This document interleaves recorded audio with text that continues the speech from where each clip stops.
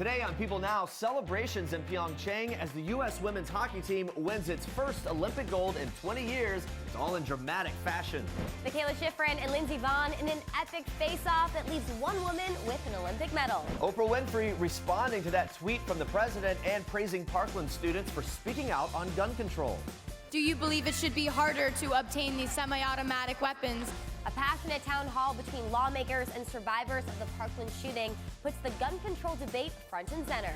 Justin Bieber and Selena Gomez packing on the PDA at his father's wedding in Jamaica. And the Real Housewives of Beverly Hills are here, sounding off on all the drama among the cast. Ooh, a little tease. Are we going to see that?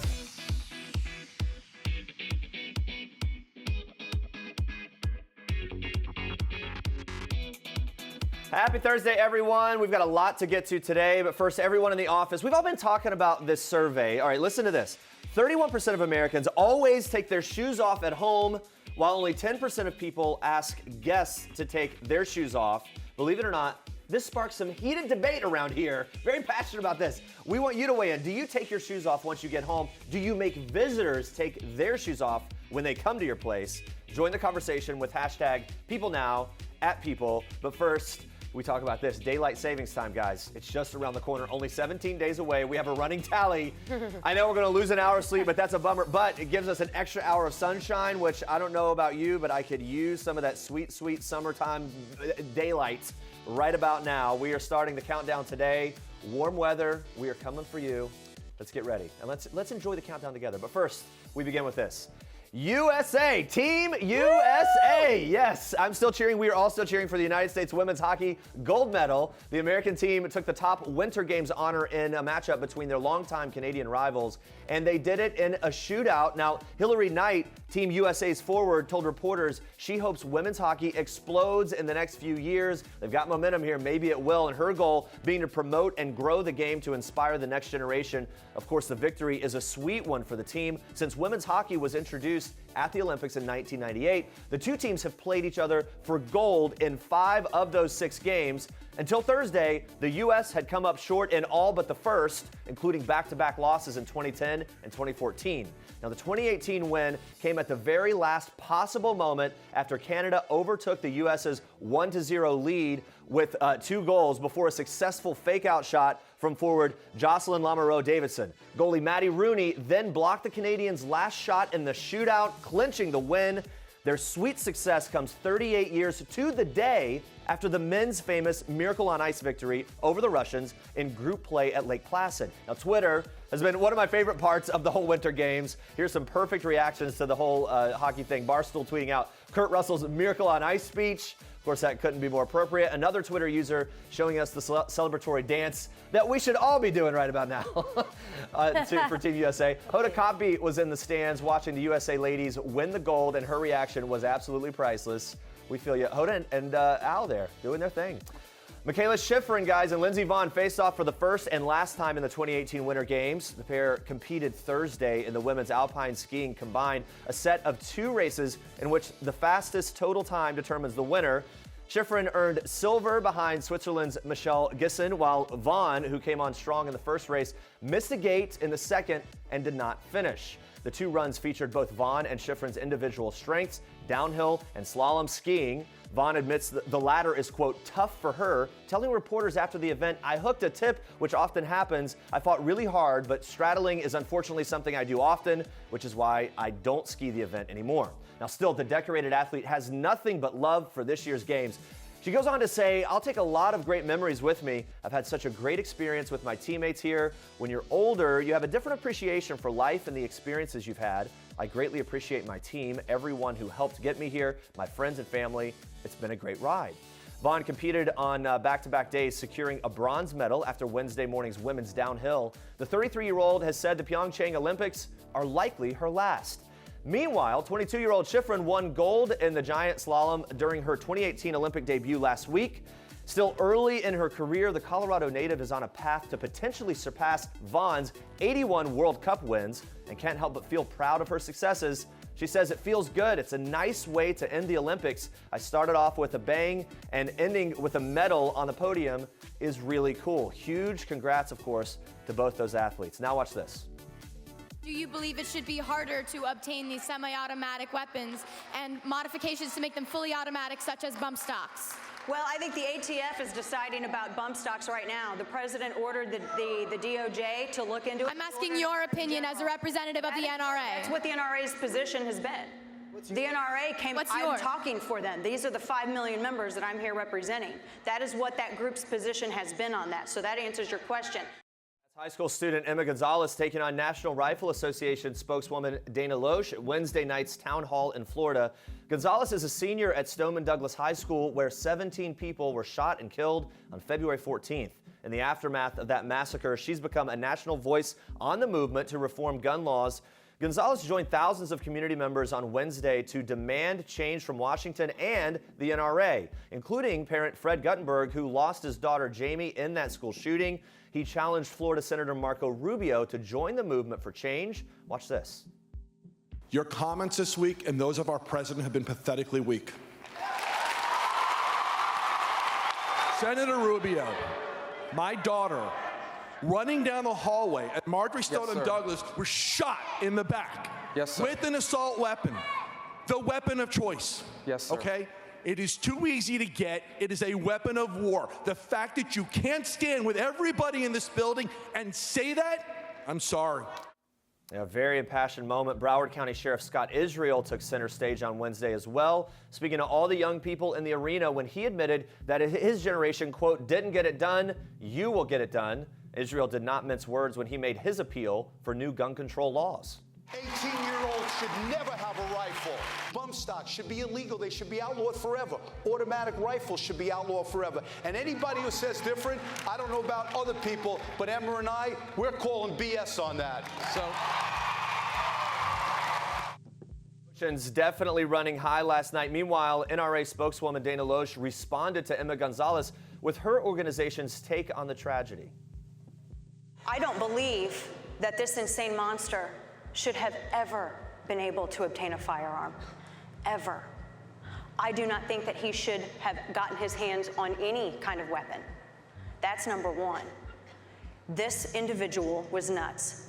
And I, nor the millions of people that I represent as a part of this organization that I'm here speaking for, none of us support people who are crazy, who are a danger to themselves, who are a danger to others, getting their hands on a firearm. Really powerful to have so many people under one roof sharing their points of view on such an important issue. President Donald Trump tweeting this morning as well. Let's take a look. He says, I will be strongly pushing comprehensive background checks with an emphasis on mental health, raise age to 21, and end sale of bump stocks. Congress is in a mood to finally do something on this issue.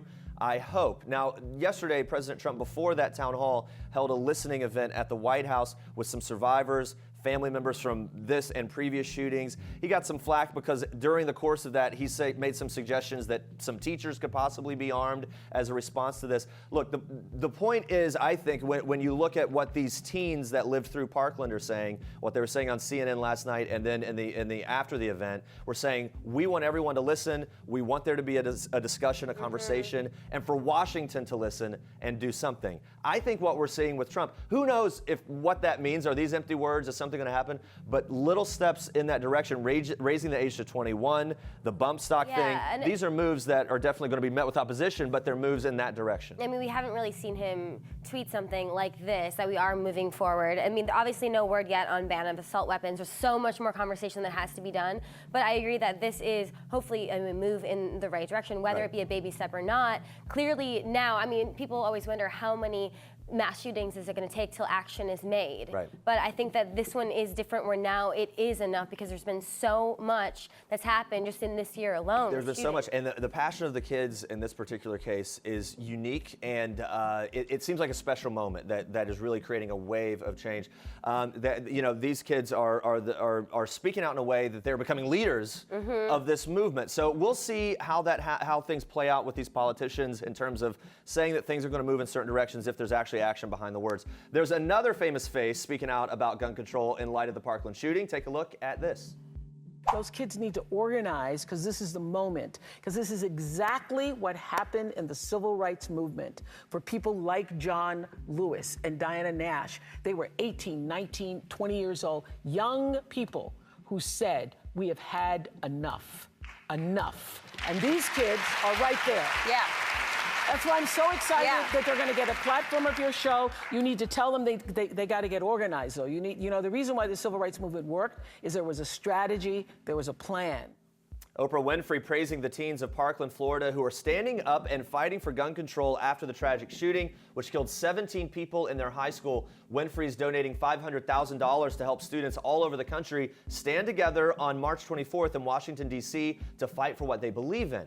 Ellen DeGeneres also asking Winfrey about President Trump's recent tweet about her, criticizing her interviewing skills on 60 Minutes. Trump tweeting in part the questions were biased and slanted, the facts incorrect. Oprah telling Ellen she woke up that morning confused, but she didn't want to give negativity power. She goes on to explain that after the tweet, she went back and watched her footage to make sure he wasn't right. And here's what she said. When you do 60 Minutes, you sit in a room with at least 7 other people who critique the piece before you air it, before you do the introduction to it. And then they give you the critiques, and they critique every word. And is this fair? You have a whole panel of people looking at it, whether it was fair. And I had actually, the first time I saw it, I said, there's something missing here from the conversation when I'd asked the question of, do you care about what other people think about America? And they'd only used the Democratic side. And I said, I remember the guy, Matt, had said, no, we're the only people that are worried about what other countries are thinking of us. So I said, I think you should go back and put that in because it makes it more balanced. Mm-hmm. So I was working very hard to do the opposite of what I was hate tweeted about.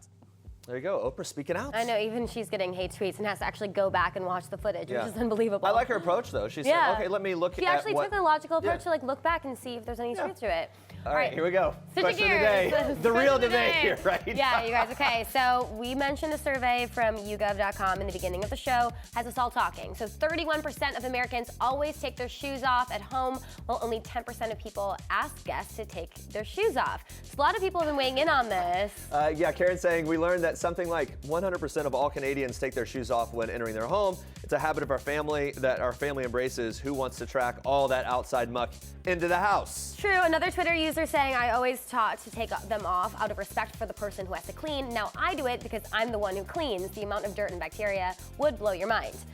What are your thoughts on this? We take them off. Yeah, I do, but I would never ask someone to take their shoes off. So I have a good friend in LA, a producer that I used to work with, you know who you are, who will send out invites for events at her, like parties at her house, and will say in the invite, reminder, we're a shoes-free house. I think that's just so extra. I think it's just too extra. I think most people, look, if the person that has the house, their shoes are off, you probably take your shoes off. Yeah. But I also I don't know, I'm more relaxed about it. New York City apartments, I feel like, are a little different, though. It's a small space. Especially you have kids that are crawling around, dropping stuff, eating it off the floor. You don't want people tracking the city streets and the subway into your apartment for your kids to pick up in their mouth. I mean, I think take your shoes off, but I would never ask someone to. I'd just be passive aggressive about it. In fact, we sometimes do. Anyway, whatever.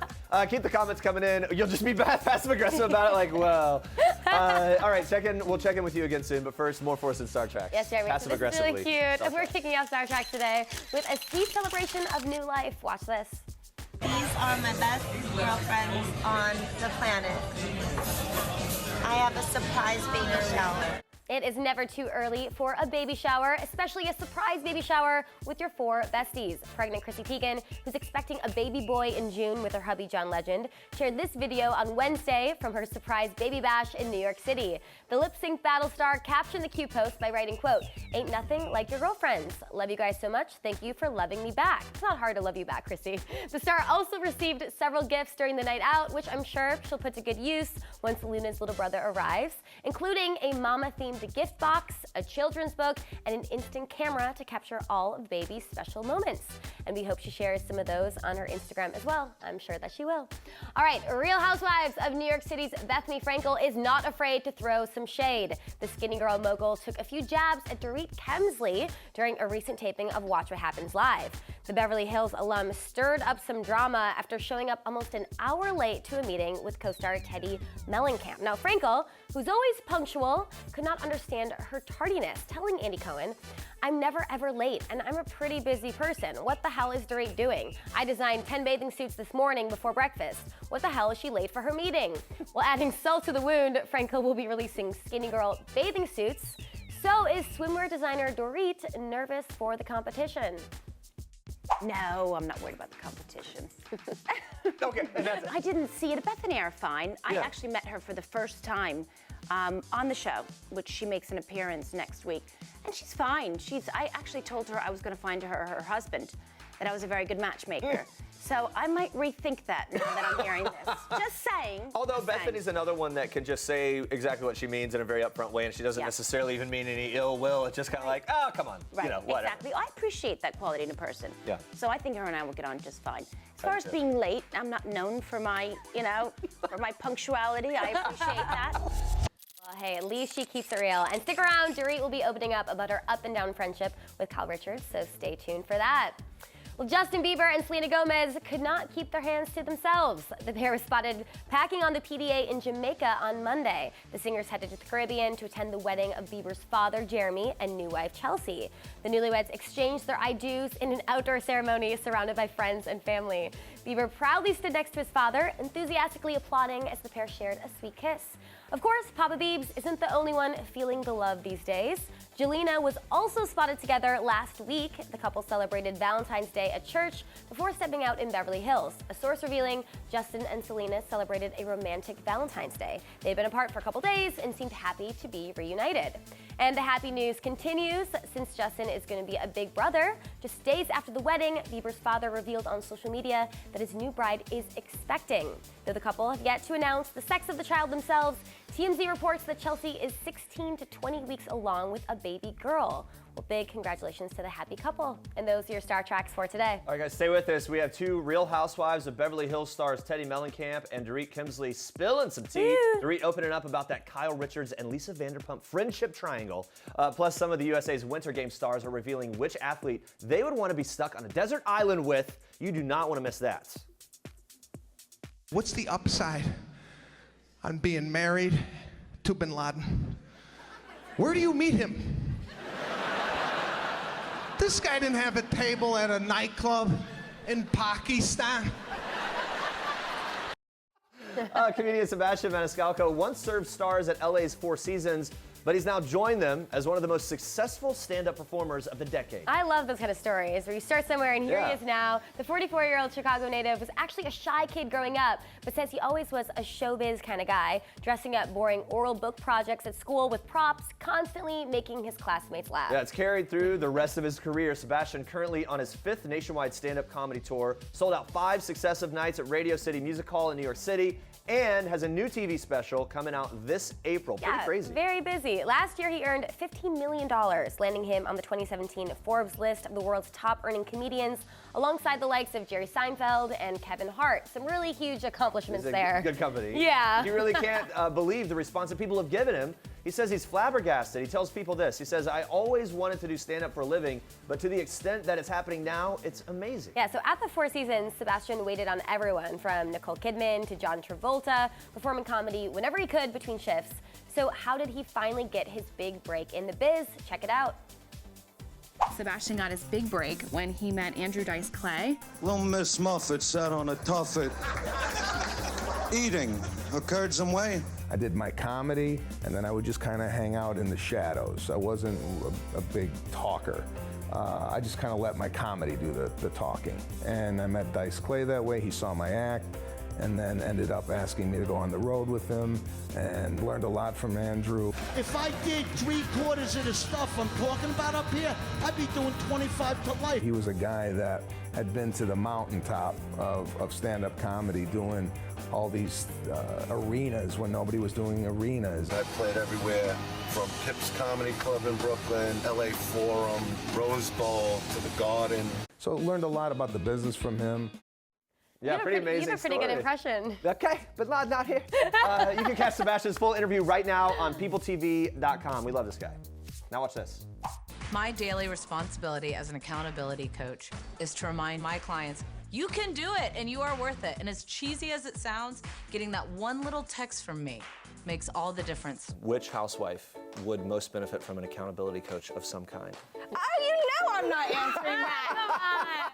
All right, it may not have gotten Real Housewives of Beverly Hills newbie Teddy Mellencamp Arroyave to spill the tea about which of her castmates could use an accountability coach. Yeah, There's but gotta be one she somewhere. did tell us what inspired her to become an accountability coach in the first place. Watch this. I fluctuated in weight my entire life. So I've been over 200 pounds, then I've lost it, then I gained it again. The most recent was with my son. After I had him, I just wasn't losing the weight. I lost like 10 pounds, you know, and it wasn't happening. I started a new Instagram account and I said, I'm gonna work out every single day. And I took a selfie with my 2 kids and said, I'm struggling. Here I am. So accountability right up front, public accountability. And that was that was a couple of years ago, almost 3 years ago. And that was it. And so every day, I didn't even know what I was doing at first, you know, but every day I do something. And then I realized, okay, there's a large group of women out there that are in that same place as me, and that's okay. And it's okay to feel vulnerable, and it's okay to feel a little lost and what to do next. Yeah. You can catch Teddy on all new episodes of Real Housewives of Beverly Hills, Tuesdays on Bravo. Yeah, and if Teddy's name sounds familiar, it's for a good reason. She's John Mellencamp's daughter, so she shared exactly what it's like to be the daughter of a rock star. Plus, what kind of grandparents John is like these days.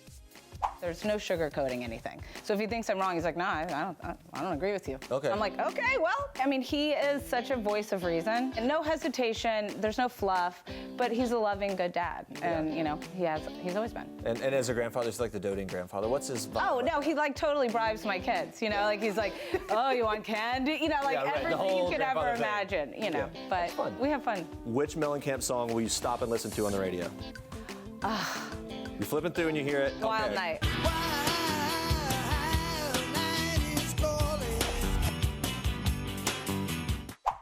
I've been able to meet Zendaya, which she started. Yeah, we went to the set of Casey Undercover together. Whoa, no big deal. Okay. And I could not speak, which was great. I was like, Sophia, come on, I know. get it together. Yeah. But she just told us to have fun in this journey because don't take it too seriously. Surround yourself with amazing people, and I'm so lucky that I already have. Oh my gosh! But yeah, her advice, I take it to heart, and I use it every single day. Do you have any like people that started out on Disney? I'll go with Zendaya as well. She's so cool. I met Zendaya at a party a while back, and I too couldn't speak.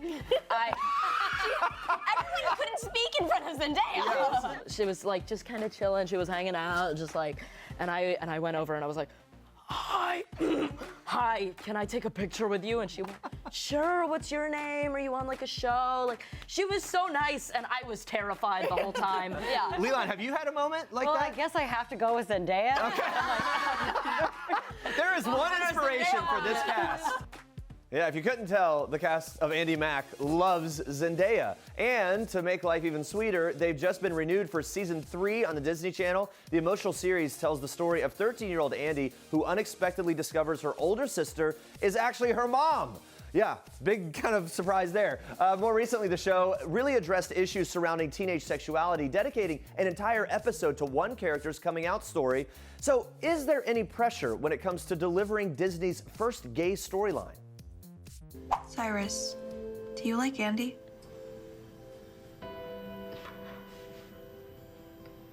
You like Jonah? I feel the pressure, and I also don't. I think the most important thing for me when I got this part was to do it right. I knew that I wanted to do it justice because I knew that people were going to end up seeing this and being like, wow, that's me. I identify with that. I can be who I am now. But I also wanted to make sure that it's not all-encompassing. Like, that's not all of Cyrus's personality. Tell me what the reaction was when you first read the script. I was so pumped. Yeah. I was so excited. I read the script and I went, yes, oh my gosh, this is happening. Big moment. We're doing this. It's going on. You know, I had heard about it and I had learned that it might happen, but there's no feeling quite like actually getting that script and being. And the first thing that I said when I showed it to my parents was, I have to do this right. How do I start preparing today? Josh and I ran through that scene multiple times. The night before, it was a late night. We hung out together, and we live in the same apartment building. So we spent that a few hours that night together, just brainstorming. How are we going to do this? And then we put the work in, and I think it shows. I feel like Kyle and I will always be good. So we'll go through what we need to go through, and sometimes it's difficult to watch, obviously. And Are you her mouthpiece? She's definitely been one that we've had a really close friendship from the very beginning. but we'll be okay. And as far as Erica goes, we've come a real long way. And you're the only one in this group that I haven't managed to somehow connect with. Because I don't like bullshit, Dorit, and that's what I think you are. She had lent herself in such a generous way to help me with my performance for my husband's 50th. Right. The more into it and the more you sell it, the better it comes off. We've really gotten to a great place. We talk a lot and communicate and check in with one another. Yeah, that's nice. Things are looking up on the Real Housewives of Beverly Hills, but let's be real, people. There is always going to be drama. Dorit Kemsley returns to the series for season 8, and even though some friendships seem to be on the mend, there is obvious tension between Dorit and longtime BFFs Kyle Richards and Lisa Vanderpump. So what's really going on with this whole friendship-frenemy triangle? We got the scoop.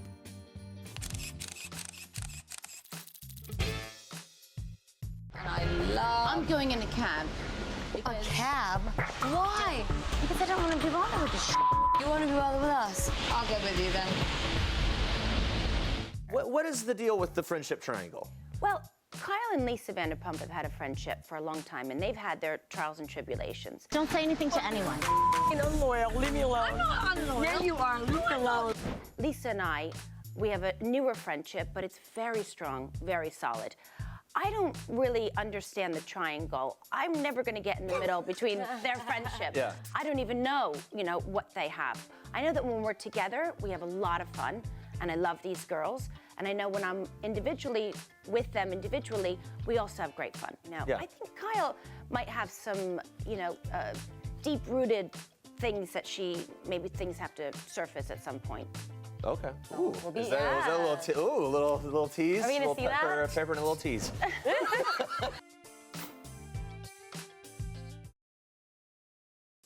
Well, guys, the Winter Olympics are almost over, and these athletes have had more than enough experience in the snow and ice. So we wanted to know how they would fare in the sun. So we got the inside scoop and asked which USA Olympian they would want to go to a deserted island with.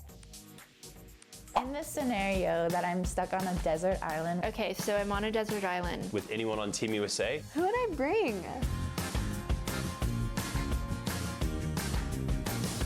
If we're on an island, maybe one of the Summer Olympians. Okay, yeah. You don't want necessarily someone who just skis on mountains all the time. Where's the desert island? Is it like a nice one? I would choose Chris Mazda, the loser. Loser, not loser. You'd pick me? Oh my God. So honored by that answer. You pick someone? No, did you? Oh, no. I'm thinking who do I want to help me forage for food? I'm gonna do Asia because she's gonna be able to help me find some food. Maybe the island isn't so far off from the mainland. And they can swim for help. We get a really good swimmer. Right? They swim for help. We hang out, enjoy the sunshine. Michael Phelps, because he could probably swim us off that island. And who doesn't want to hang out with Michael Phelps? Even if we didn't swim across, so we just hang out on the island. Lindsey Vonn, I'd like to hang out with her. For me, I think I would take Mirai Nagasu because she is hilarious. Oh, probably Hannah Teeter. Yeah, she's fun. It would have to be my boyfriend, Torin. My girlfriend, Sarah Hendrickson, she'd say the same, so. He could build a boat. Yeah, we could finagle something. The truest answer I could give would be Ashley Wagner. We would either stay there forever and have a great time, or we would get our asses out of there immediately. Swim. I mean, I can't swim, but I would hold onto her back while she did it. I would kick in the back. Hilarious.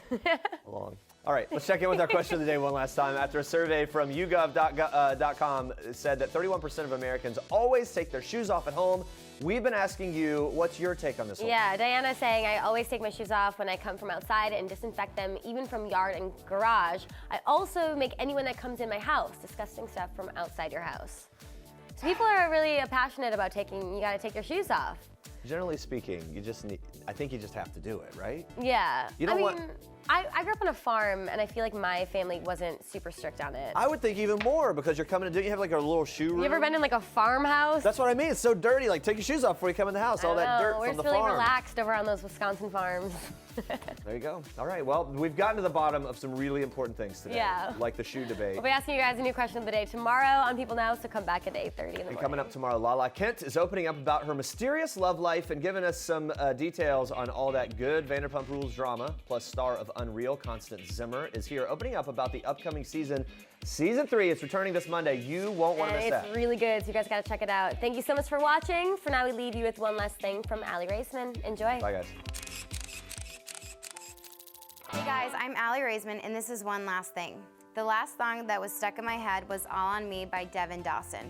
Yeah, I know that the woes and the weight of the world can get inside our minds. My last big splurge was last night. I had a lot of pasta. My last girls' night was also last night. A bunch of the girls from the Sports Illustrated swimsuit issue got together and we got our manicure and pedicures.